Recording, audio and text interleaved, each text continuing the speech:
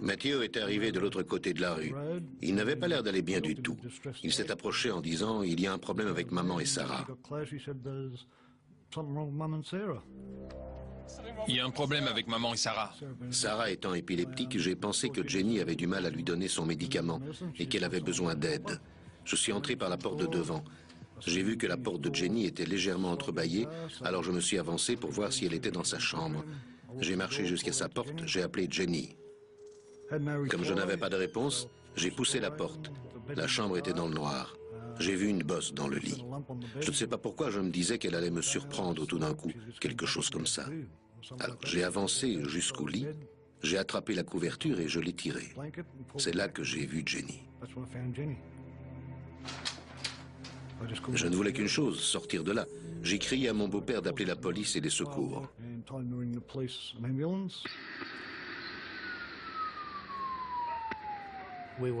Un jeune homme est venu à notre rencontre. Il était allé à l'intérieur de la maison. Il pleurait. Il disait « Qu'est-ce qui s'est passé? Qui a pu faire ça ?» Le jeune Matthew de Gruchy, âgé de 18 ans, est totalement anéanti. Il est immédiatement conduit à l'hôpital. À l'intérieur de la maison, plusieurs membres de sa famille sont morts.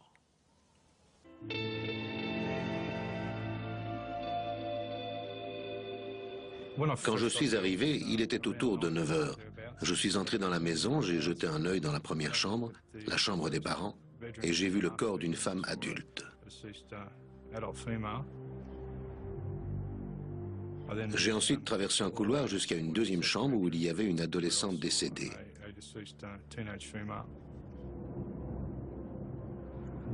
On a ensuite fouillé le reste de la maison et on est passé par une porte qui donnait sur le garage. Là, on a retrouvé le corps sans vie d'Adrian.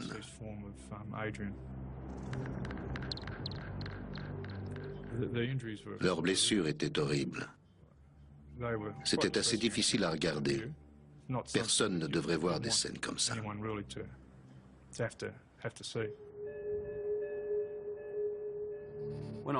Quand je suis arrivé sur la scène du crime, la police m'a indiqué les corps des 3 personnes décédées. Jennifer de Gruchy était allongée dans son lit, partiellement couverte par les draps et les couvertures. Il y avait une paire de lunettes sur la table de chevet à côté du lit. Pour moi, elle avait dû se mettre au lit avec ses lunettes, éteindre la lumière, poser ses lunettes à côté d'elle et s'endormir. Ce doit être après qu'elle a été attaquée. Il n'y avait pas beaucoup d'éclaboussures de sang dans la pièce, ce qui ne concordait pas avec la violence du traumatisme infligé à la victime. C'était probable que quelque chose avait été placé au-dessus de sa tête au moment de l'attaque.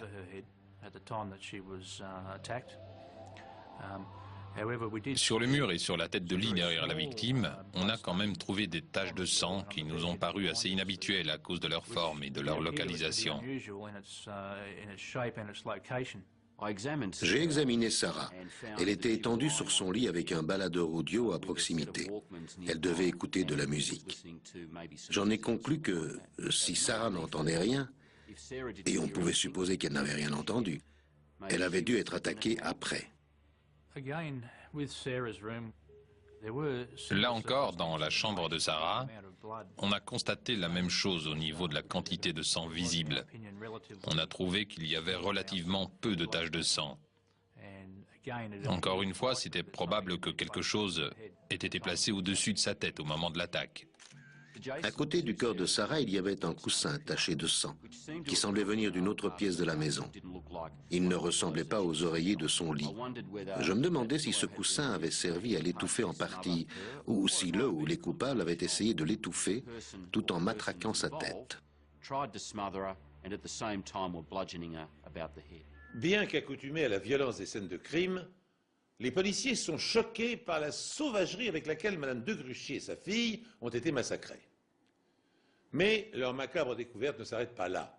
Adrian, 15 ans, le fils cadet de la famille, n'a pas, lui non plus, échappé à son bourreau.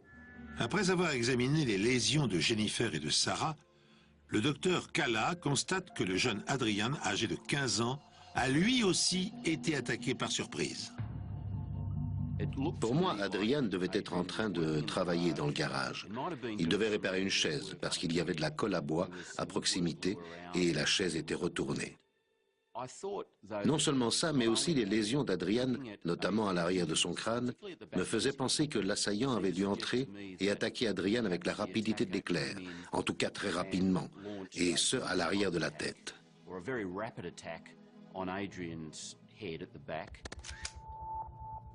Il y avait également du sang sur le plafond du garage, qui selon moi devait être des résidus de sang secondaire. En d'autres termes, c'est du sang qui se trouve sur une arme qui a déjà servi pour une autre agression. Et quand cette arme est ramenée ou levée de manière brusque, le sang qui est dessus est littéralement projeté et éclabousse le plafond, ou le mur, ou tout autre objet se trouvant à proximité. Ça nous donne une indication sur l'endroit où se tenait l'agresseur et aussi sur la position de la victime au moment où elle a été frappée.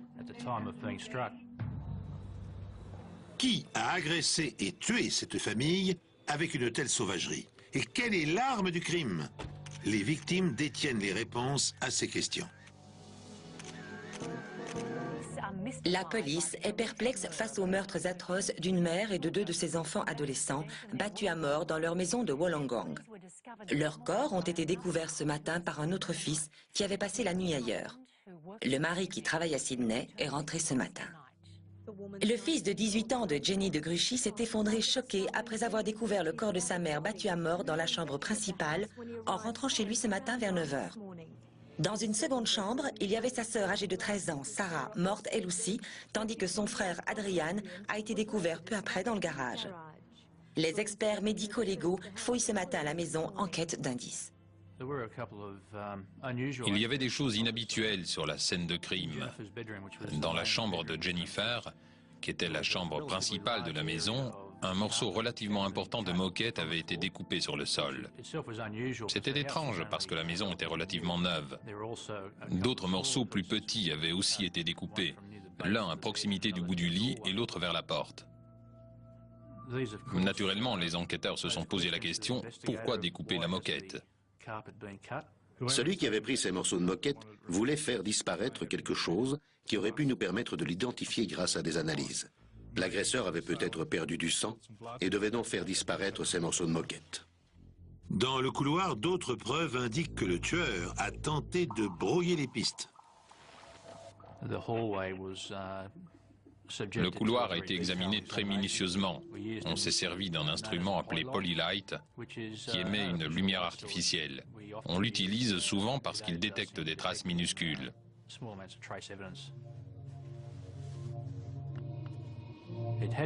On a noté des taches rougeâtres à 2 endroits dans le couloir. Elles avaient l'air d'avoir été légèrement diluées. Ça pouvait signifier que le sang appartenait à l'agresseur et qu'il avait peut-être tenté de le nettoyer sachant que c'était le sien. On a fait des tests pour vérifier la présence de sang sur les taches qu'on a observées dans le couloir. Ils se sont révélés positifs. À partir de là, on a fait un certain nombre de prélèvements qu'on a envoyés au labo pour des analyses plus poussées. Pas moins de 60 prélèvements sont effectués par les experts à l'intérieur de la maison. Parmi eux, de minuscules taches de sang de forme inhabituelle retrouvées sur le mur à la tête de lit de Jennifer sont isolées pour analyse. Constatant que plusieurs objets ont disparu, comme le magnétoscope du salon, les enquêteurs n'excluent pas que le vol puisse être le mobile du triple homicide. Mais ont-ils affaire à un cambriolage qui aurait mal tourné ou à une mise en scène destinée à brouiller les pistes? La présomption de vol était limitée à quelques pièces. La maison ne semblait pas du tout avoir été entièrement mise à sac.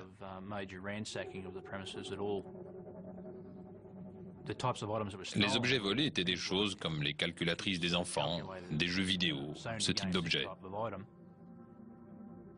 On a constaté qu'un magnétoscope manquait dans un meuble. Et pourtant, des objets de plus grande valeur étaient toujours là. La situation était telle qu'il pouvait s'agir soit d'un cambriolage ayant mal tourné et qui entraînait l'agression des victimes, soit d'une tentative pour déguiser un meurtre. La police soupçonne que le cambriolage n'est qu'une mise en scène et l'autopsie conclut à la présence d'un seul agresseur. Dans le triple homicide de la famille de Gruchy, j'ai conclu qu'il n'y avait vraisemblablement qu'une seule arme du crime et un seul assaillant. Les 3 victimes ont été agressées très rapidement. L'attaque a été très soutenue et surtout extrêmement violente.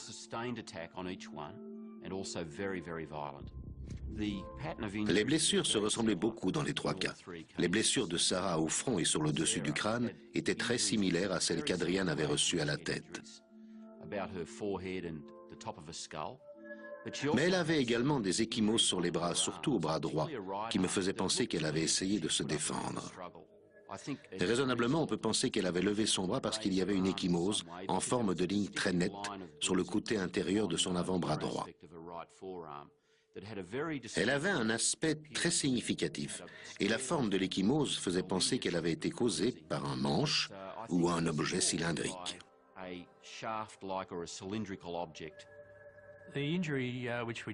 La blessure qu'il y avait sur le bras de Sarah et certaines lésions corporelles relevées sur Adrian étaient similaires.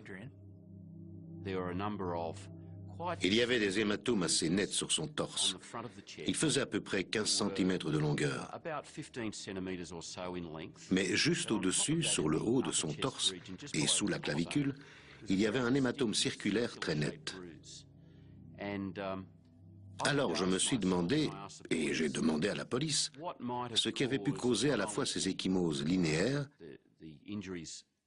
et cette ecchymose circulaire dans la partie supérieure de sa poitrine. Après en avoir discuté, on penchait pour quelque chose comme un cric, un démonte-pneu ou une clé démonte-roue. Utilisé de différentes manières, il était possible de causer de telles blessures avec ces engins. Les policiers ont maintenant la certitude que les 3 victimes ont été agressées par un seul homme, qui a agi dans la précipitation. Comme l'arme du crime, sans doute un cric, demeure introuvable, les experts médico-légaux décident d'explorer une nouvelle piste. Et elle ne va pas tarder à relancer l'enquête de la façon la plus inattendue. La question suivante était où se trouve normalement un cric de voiture. Dans une voiture, bien sûr. Or, il n'y avait qu'un véhicule dans le périmètre de la scène du crime, la voiture de Jennifer de Gruchy. En ouvrant le coffre, on a constaté que le haillon où est généralement rangé le cric était légèrement entrouvert, ce qui indiquait que quelqu'un avait vraisemblablement accédé à ce petit compartiment à un moment donné. Quand on a ouvert le haillon, le cric était à sa place, mais la clé démonte-pneu et la manivelle du cric manquaient. C'était bizarre. On a fouillé l'intérieur du véhicule à la recherche de la clé démonte-roue, mais on ne l'a pas trouvée.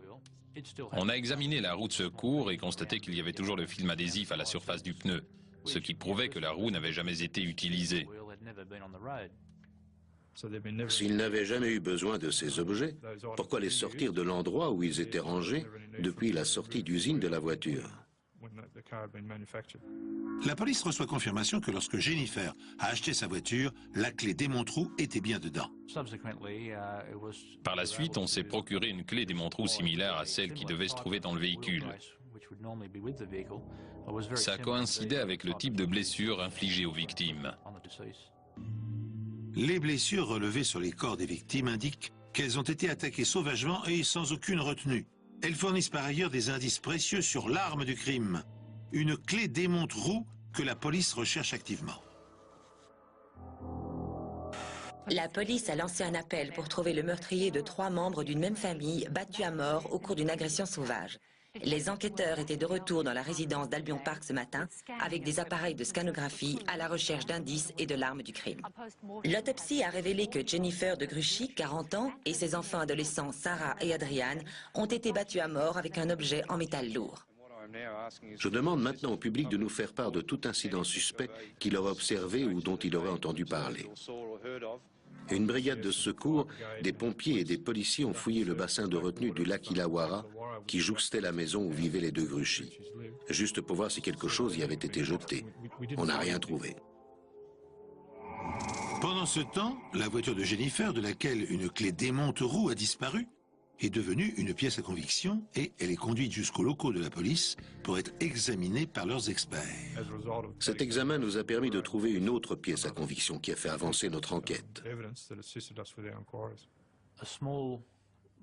Il y avait des petites fibres de moquette d'un peu plus d'1 centimètre de longueur sur le sol du véhicule derrière le siège du conducteur.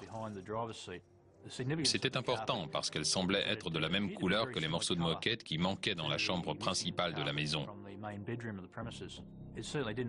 En tout cas, elles ne collaient pas du tout avec le tapis de sol de la voiture.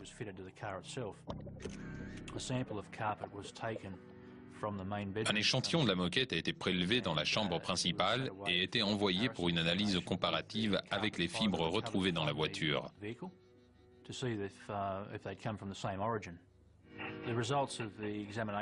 Les résultats des tests indiquaient qu'il était fort probable qu'ils proviennent de la même source. Les enquêteurs interrogent de nouveau ce soir le mari de Madame de Gruchy et son fils de 18 ans dans l'espoir d'obtenir de nouveaux indices sur les meurtres.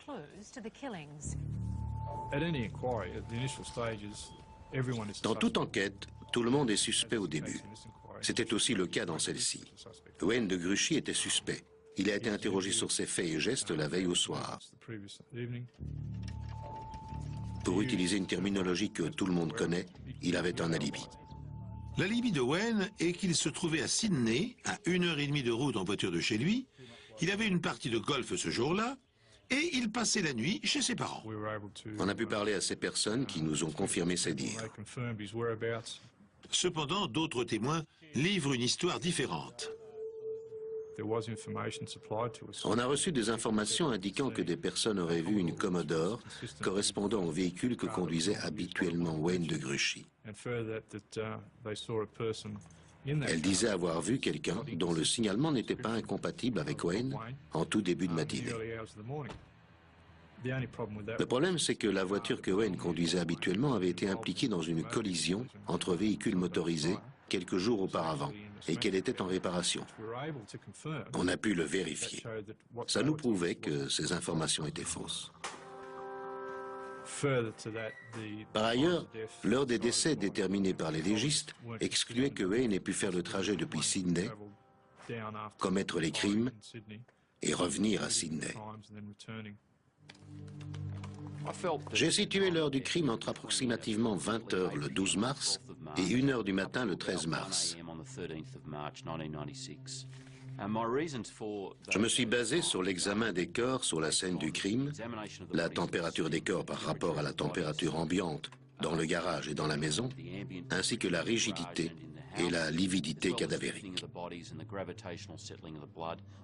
Ces trois éléments conjugués indiquaient ce créneau horaire comme étant l'heure approximative des meurtres. Wayne de Gruchy, l'époux et le père des victimes, ayant été écartés de la liste des suspects, les policiers poursuivent leur recherche des objets volés dans la maison ou ayant disparu, comme le morceau de moquette découpé au pied du lit de Jennifer. Et bientôt, contre toute attente, un nouvel indice va désigner un suspect potentiel. Alors que la police continue de chercher l'arme du crime, le morceau de moquette manquant, ainsi que les objets volés dans la maison, une autre pièce à conviction d'importance est découverte.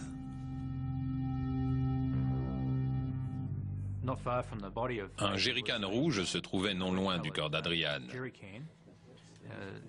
Ce qui était inhabituel, c'est que le bouchon du bidon était sur la position ouverte et on a constaté qu'il y avait une certaine quantité d'essence dans le jerrycan.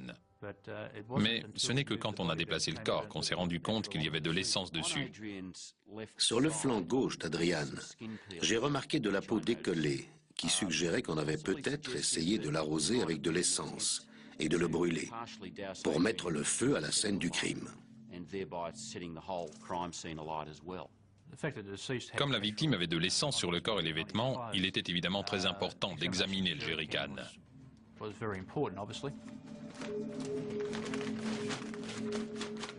Le jerrycan, ainsi que d'autres preuves physiques et biologiques retrouvées sur la scène du crime, se trouvent au laboratoire pour être soumis à une analyse plus approfondie. Dans l'un de ces tubes à essai, l'ADN du tueur va être identifié. 3 membres de la famille de Gruchy ont été assassinés entre 20 h le 12 mars 1996 et 1 h le lendemain matin. Les enquêteurs sont convaincus que le vol a été mis en scène pour masquer un crime prémédité. Pour l'instant, ni l'arme du crime, ni les objets volés ou le morceau de moquette disparu dans la chambre de Jennifer n'ont été retrouvés. Mais l'analyse du bidon d'essence qui a servi à arroser l'une des victimes donne des résultats. La procédure habituelle pour tout examen est d'utiliser un éclairage oblique. C'est un examen visuel. On se sert d'un polylight pour nous aider. Les empreintes qui sont apparues sur la partie inférieure de la poignée du jerrycan étaient très nettes. On n'avait pas besoin d'y toucher. Elles ont été photographiées et utilisées pour être comparées. Pour photographier les empreintes localisées sous la poignée, un miroir est placé en dessous pour les attribuer à une seule personne, celle qui a manipulé ce bidon.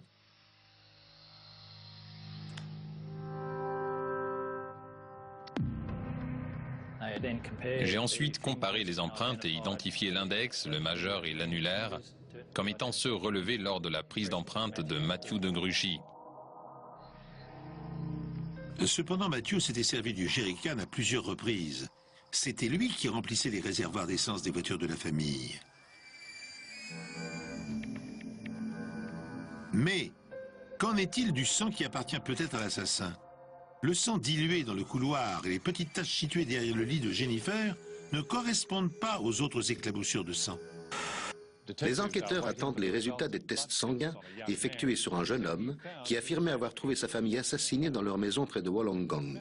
Matthew de Gruchy et son père Wayne se sont prêtés aux tests dans un hôpital local alors qu'ils continuent d'aider la police dans son enquête sur le triple meurtre. L'avantage de l'ADN, c'est qu'on peut facilement distinguer un individu d'un groupe.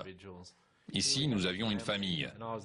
Et j'ai pu, en faisant une simple analyse ADN, différencier chaque personne de la famille, même s'il s'agissait d'un groupe d'individus avec des liens de parenté. Le docteur Goetz a reçu des dizaines de prélèvements effectués dans la maison et doit définir à qui appartient le sang des différents échantillons et lequel est potentiellement celui du tueur. Le sang était dans la majorité des cas celui de la victime. Mais les taches de sang situées derrière le lit de Jennifer et dans le couloir contenaient de l'ADN correspondant à Matthew de Gruchy et à aucun autre membre de la famille. Comment le sang de Matthew est-il arrivé là? Sa petite amie Alyssa dit à la police ne lui avoir vu aucune blessure la nuit des meurtres. Comme Matthew a déclaré être allé chez sa petite amie, on l'a évidemment interrogé dans le cadre de notre enquête. On a réussi à reconstituer en partie son emploi du temps. La police sait que le couple s'est parlé à 20 heures. Matthew avait convenu avec Alyssa qu'il viendrait ce soir-là. Comme il ne se montrait pas, elle a téléphoné chez les de Gruchy pour lui parler. Ça, c'était vers 22 heures. Personne n'a répondu à cet appel. Alors elle est allée se coucher, sans savoir si Matthew allait venir finalement ou non.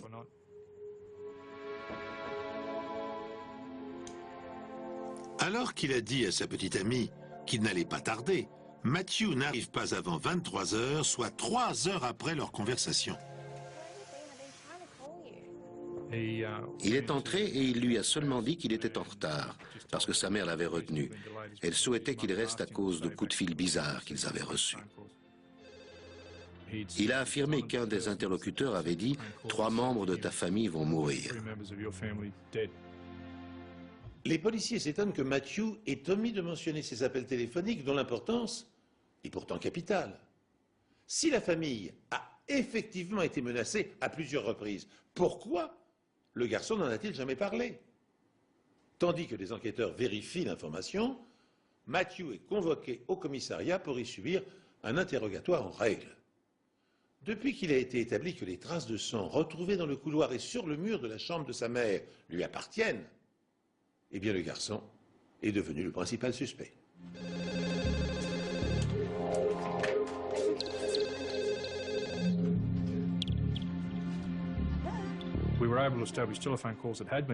On a retracé les appels téléphoniques en rappelant les gens qui avaient passé ces appels.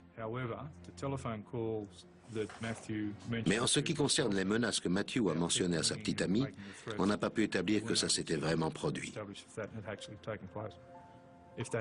Si ces appels avaient eu lieu, on peut penser que c'est la première chose qu'il nous aurait dite. Ceci est un entretien enregistré entre l'inspecteur principal D.J. Sharkey et Matthew Wayne de Gruchy. Quand l'appel a été passé, j'essaie de voir clairement les choses. Le téléphone sonne, vous décrochez. Combien de temps est-ce que la personne est restée en ligne? J'ai seulement entendu des bips. Vous voulez dire qu'ils ont raccroché dès que vous avez décroché? C'est ce qui s'est passé. En fait, j'entendais seulement la tonalité. On a essayé d'établir s'il y avait bien eu une communication. On lui demandait s'il avait pris l'appel. On lui posait des questions du genre « Est-ce que vous avez entendu quelque chose? Est-ce qu'il y a eu des bips indiquant qu'il y a eu une communication ?» Ce que vous dites, c'est qu'il savait quand la communication allait commencer et qu'il raccrochait aussitôt, c'est ça? Oui, j'imagine, oui. Si son histoire avait été vraie, Matthew aurait dû entendre quelqu'un lui parler et il aurait dû y avoir des traces de la communication sur les relevés téléphoniques. Ce n'était pas le cas. Matthew a-t-il tué sa mère, son frère et sa sœur? Si c'est le cas, quel est son mobile? Est-ce que vous vous êtes déjà, dans le passé, disputé avec votre mère au sujet de l'utilisation de la voiture?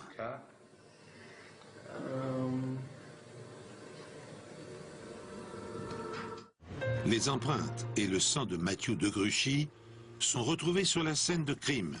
Il dit à la police qu'il était chez sa petite amie la nuit des meurtres et qu'il était arrivé tard à cause d'appels menaçants reçus par sa famille. Mais quand la police vérifie, elle ne trouve aucune trace de ces appels. La police continue d'interroger son principal suspect, cette fois-ci sur la découverte des corps. Dans la déclaration que vous avez faite mercredi dernier, le 13, vous avez parlé à un inspecteur qui a pris votre déposition au sujet de ce que vous aviez fait en rentrant chez vous. Vous vous souvenez? Oui. Vous pouvez me décrire à nouveau comment ça s'est passé?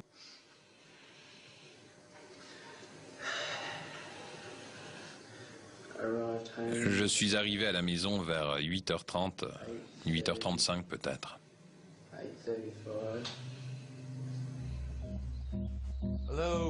Matthew déclare à la police être revenu chez lui ce matin-là pour prendre son portefeuille qu'il avait oublié en partant et être ensuite allé directement faire des courses. Dans votre déposition, vous dites avoir quitté la maison et être allé acheter des cigarettes, c'est bien ça? Ça n'enregistre pas quand vous acquiescez de la tête. Vous devez répondre par oui ou par non. Mais oui.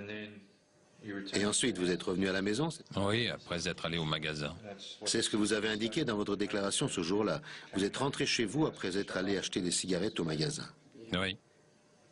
Qu'avez-vous fait ensuite? J'ai ouvert la porte d'entrée. Je suis entré. Je suis allé dans la cuisine. Et là, j'ai trouvé que c'était très silencieux. J'ai retraversé le couloir.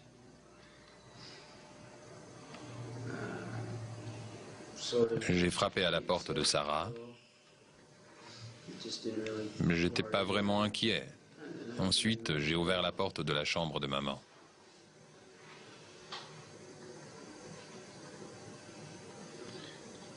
Qu'est-ce que vous avez fait après ça?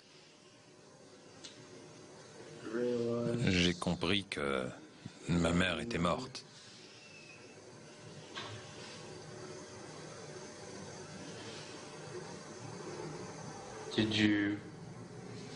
Qu'est-ce qui s'est passé ensuite? Je ne savais pas ce qui s'était passé, alors... Je sais pas, j'ai craqué.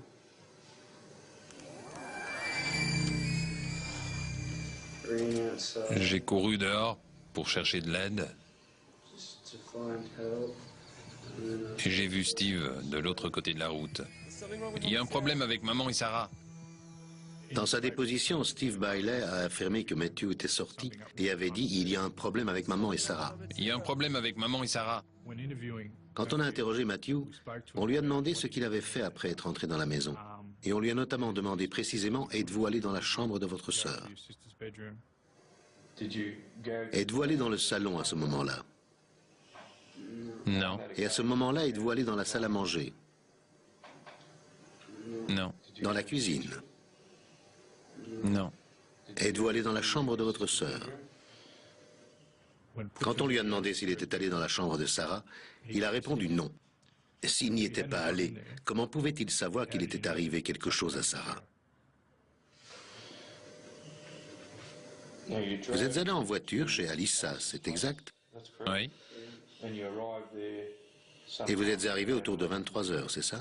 oui, C'est ce que vous avez dit dans votre déposition précédente. oui, Vous conduisiez la voiture de votre mère, c'est exact? oui. Matthew avait utilisé la voiture familiale plusieurs fois. Il avait fait pas mal de kilomètres avec celle-ci, à ce qu'on nous avait dit. Et la famille avait décidé qu'il utiliserait plutôt la voiture de son père, le véhicule de fonction de son père. Normalement, le père de Matthew aurait dû être à la maison ce soir-là, mais il était finalement resté à Sydney. Et donc Matthew ne pouvait pas utiliser sa voiture. Il devait prendre celle de sa mère pour se déplacer. Matthew est donc la dernière personne à avoir eu accès à la voiture la nuit des meurtres. Est-ce que vous vous êtes déjà disputé dans le passé avec votre mère à propos de la voiture?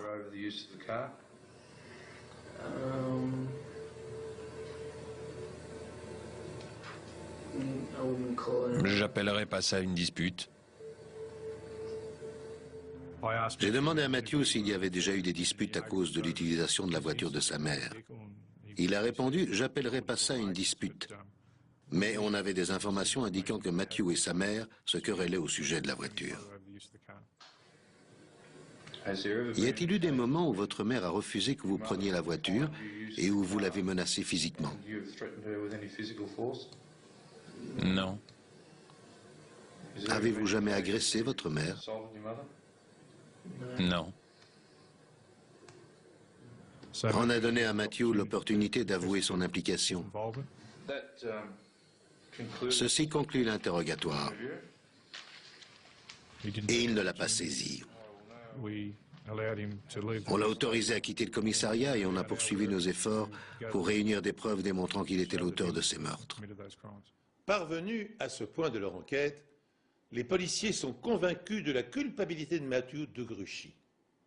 Un faisceau d'indices prouve son implication, les traces de son sang maculant les murs de la maison, la présence de ses empreintes digitales sur le jerrycan d'essence, les menaces téléphoniques qu'il invente et qui n'apparaissent pas sur les relevés, le mensonge qu'il commet à propos de sa sœur au cours de l'interrogatoire. Autre fait confortant cette hypothèse, Matthew est la dernière personne à avoir utilisé la voiture de sa mère. Dès lors, il ne reste plus aux enquêteurs qu'à rassembler les éléments du puzzle et à confondre définitivement l'auteur des crimes. J'ai reçu des fibres de moquette trouvées à l'arrière de la voiture de Jennifer de Gruchy. Mais elles faisaient environ 3 cm de long et ce qui est intéressant, c'est qu'au bout, il y avait une petite tache rouge-marron. C'était tellement petit qu'on ne pouvait pas faire beaucoup de tests avec, alors on a prélevé une petite partie de cette tache, on l'a mise dans un tube à essai et on a procédé à des tests ADN. Les tests effectués ont montré que l'ADN ne pouvait provenir que de Matthew de Gruchy et de personne d'autre de la famille. Ces fibres sont identiques à celles de la moquette de la chambre de Jennifer. La police spécule désormais sur la manière dont le sang de Matthew a pu atterrir là. Il était possible que la pression l'ait fait saigner du nez. En faisant des recherches, on a appris que les gens peuvent se mettre à saigner du nez quand ils sont sous pression. En fait, on ne pouvait pas dire exactement comment il s'était retrouvé là, il suffisait de dire que c'était le sang de Matthew. 9 jours après les meurtres, Matthew assiste aux funérailles de sa mère, sa sœur et son frère. Il faut attendre encore 2 mois avant que la police ne fasse la découverte majeure qui va lui permettre de clore son enquête. Cela fait maintenant 2 mois que Jennifer, Sarah et Adrian ont sauvagement été battus à mort. Matthew de Gruchy, le principal suspect, passe son temps entre sa maison et celle de sa petite amie. La police continue de collecter des preuves et par chance, un groupe d'adolescents intrépides va lui fournir une aide décisive. J'avais environ 16 ans à l'époque. J'avais des copains qui vivaient juste à côté de cette vieille carrière. Il y avait un grand barrage là-bas, et ce jour-là, on avait décidé de sauter à vélo dans le bassin. On est monté sur cette grande butte pour pouvoir voir quelle était la profondeur de l'eau, et on a remarqué un truc rouge dans l'eau. Moi, j'y vais pas. Moi non plus. C'est que de l'eau.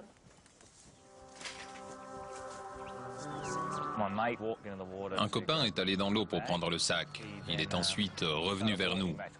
On s'est avancé pour attraper le sac parce qu'on voulait voir ce qu'il y avait dedans. Quand on l'a ouvert, on a vu des bouts de moquette qui avaient l'air de papier mâché et un marteau. On a décidé de garder le marteau et on a rejeté le sac dans l'eau, vu qu'on n'en avait plus besoin. Les garçons trouvent le sac quelques jours seulement après les meurtres. Mais ce n'est que 2 mois plus tard que la police en entend parler. Elle fait immédiatement drainer le barrage pour trouver cette pièce à conviction. Les enquêteurs ont ratissé une digue à Winona.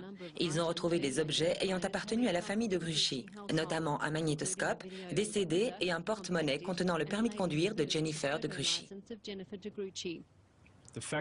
Le fait d'avoir retrouvé les objets, c'était très positif pour nous. Ça nous indiquait qu'on était sur la bonne voie. Au début, quand Matthew nous a fourni une liste des objets volés dans la maison, ça nous a paru bizarre qu'il soit aussi précis.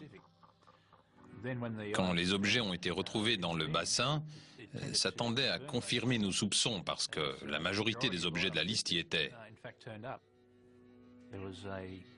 Il y avait une calculatrice au nom de A. de Gruchy, qui était visiblement la calculatrice d'Adrian. Elle figurait sur la liste des objets volés. Un portefeuille de femme avec des papiers appartenant à Jennifer de Gruchy.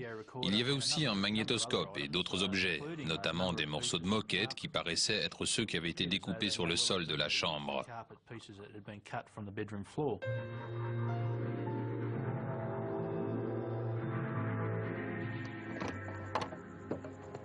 Matthew a-t-il eu le temps de tuer 3 personnes, mettre en scène le vol, découper la moquette, nettoyer le sol, aller en voiture jusqu'à la digue pour se débarrasser des pièces l'incriminant et se rendre chez sa petite amie? Tout cela avant 23 heures? Quand on a fait la découverte de la digue, et étant donné sa proximité avec la maison d'Alyssa, j'ai demandé à 2 de mes hommes de faire le trajet entre le domicile de Matthew et le barrage, et ensuite de là jusqu'au domicile d'Alyssa. Ils ont fait le parcours à des vitesses différentes. Je voulais voir combien de temps ça prenait et si c'était faisable. On l'a fait et ça collait dans le temps imparti.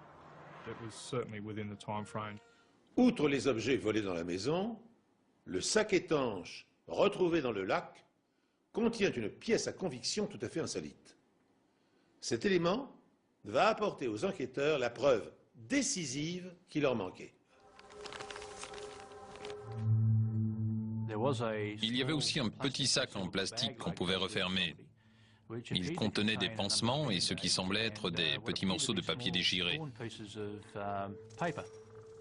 Sur le papier, il y avait des choses écrites à la main. Au total, il y avait 13 morceaux qu'il fallait assembler.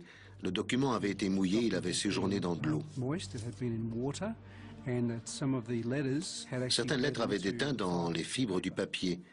Quand j'ai réussi à reconstituer le document, il y avait un certain nombre de mots dessus. Il y avait écrit « porte ouverte »,« store ouvert »,« maman »,« Sarah »,« Adrian »,« frappé avec un bâton »,« coupé quelque part au couteau ».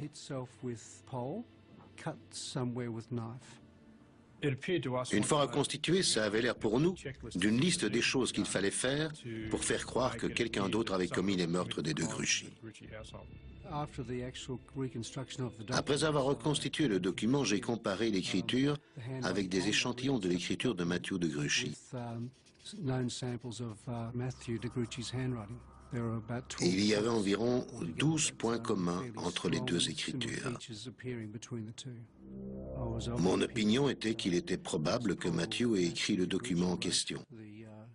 La probabilité qu'il l'ait fait était supérieure à celle qu'il ne l'ait pas fait. On l'a arrêté et inculpé du meurtre de sa mère, de son frère et de sa sœur. Le journal de 19h, présenté par Ross Simons. Bonsoir. Un habitant de Wollongong de 18 ans a été placé en détention provisoire après avoir été inculpé des meurtres de sa mère, de son frère et de sa sœur. Matthew de Gruchy a été arrêté à l'issue d'une enquête de 3 mois sur ce triple homicide. Matthew affirme avoir passé la nuit chez sa petite amie et n'avoir découvert les corps que le lendemain matin en rentrant chez lui. Le substitut du procureur de la couronne, Paul Conlon, affirme que des preuves ADN relient Matthew à la scène du crime. La découverte des fibres de moquette tachées de sang, qui étaient en réalité le sang de Matthew de Gruchy, a été capitale dans cette affaire quand on a parlé des morceaux de moquette découpés dans la chambre principale.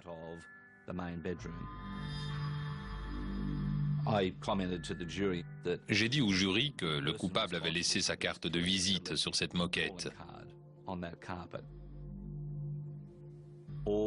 Tous les faits et les circonstances pointaient dans une direction, une seule, Matthew de Gruchy. Un homme risque la prison à vie après avoir été jugé coupable du meurtre de sa mère, de son frère et de sa sœur. Matthew de Gruchy avait à peine 18 ans à l'époque. Le jury a jugé qu'il les avait battus à mort dans la maison familiale et tenté de faire croire un cambriolage. J'ai vu que quand le verdict a été rendu, il n'a eu aucune réaction. Il a conservé un regard d'acier. Il a regardé ses pieds. Et c'est une pose qu'il avait eue pendant tout le procès. Étant donné qu'on n'avait pas l'arme du crime et aucun mobile apparent, l'aspect médico-légal de l'enquête a été capital. On a réussi à prouver, au-delà de tout doute raisonnable, la culpabilité de Matthew de Gruchy dans ces 3 meurtres.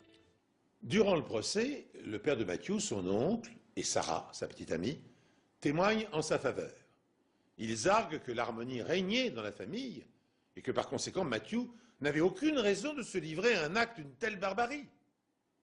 L'avocat de la défense plaide pour sa part que des cheveux retrouvés dans la main de son jeune frère n'appartenaient pas à Matthew.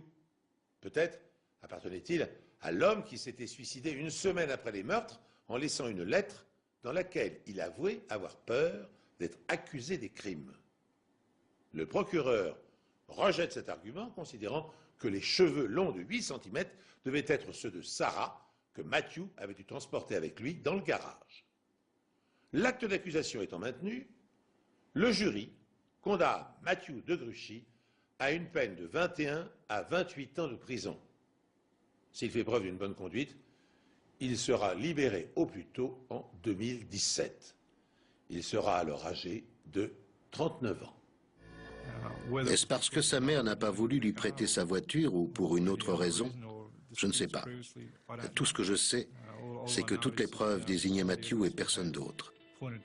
La seule personne qui sait réellement pourquoi il l'a fait, c'est Matthew lui-même. Matthew a-t-il tué 3 membres de sa famille dans le seul but de se venger de sa mère qui lui interdisait d'emprunter sa voiture? Cette explication est à peine croyable. Les psychiatres, consultés comme experts durant le procès, ont avancé l'hypothèse que Matthew pourrait souffrir d'une grave maladie mentale non diagnostiquée.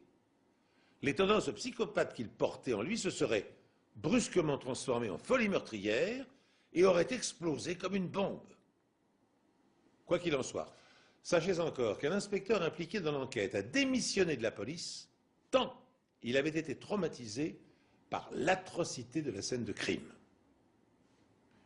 Chers amis, ainsi s'achève cette émission. Merci de nous être fidèles et je vous donne rendez-vous pour un prochain épisode des Enquêtes Impossibles.